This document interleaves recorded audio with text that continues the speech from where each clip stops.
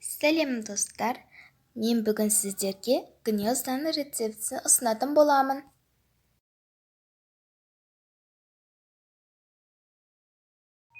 Фаршымызға теркіден өткізілген сәбіз, картоп, ұсақтап туралған жуа, жақсылап жуылған күріш және де дәміне қарай тұз, бұрыш қосып араластырамыз.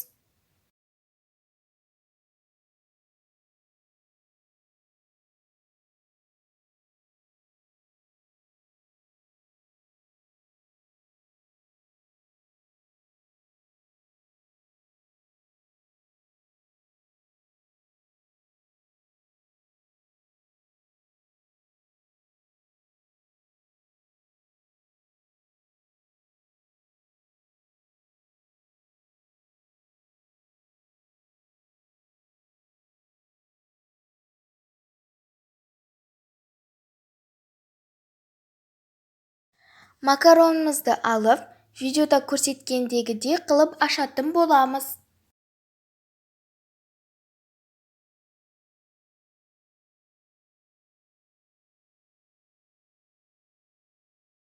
Барлығын осылай ашып болғаннан кейін макаронымыздың ішіне фаршымызды саламыз.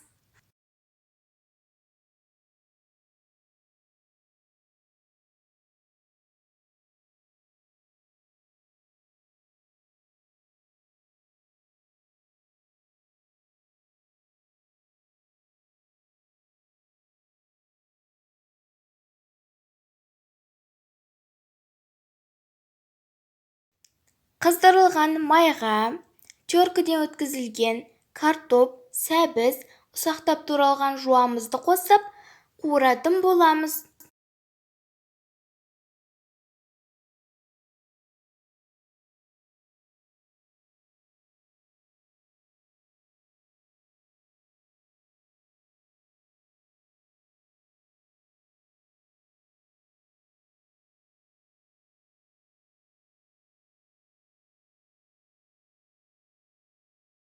Қуырылып жатқан кезде томат пастасын қосамыз.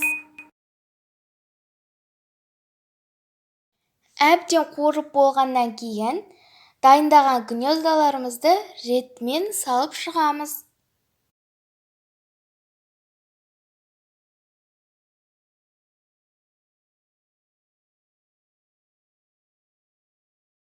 Ретімен салып шыққаннан кейін ыстық суымыз бен тұзымызды қосамыз.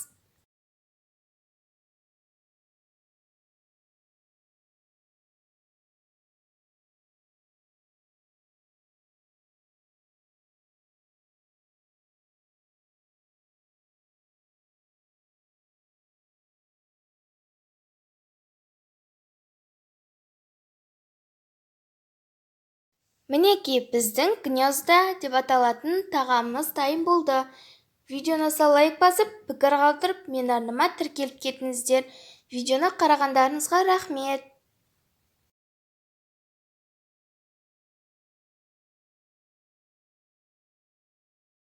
Сіздермен бірге болған мен Айсока.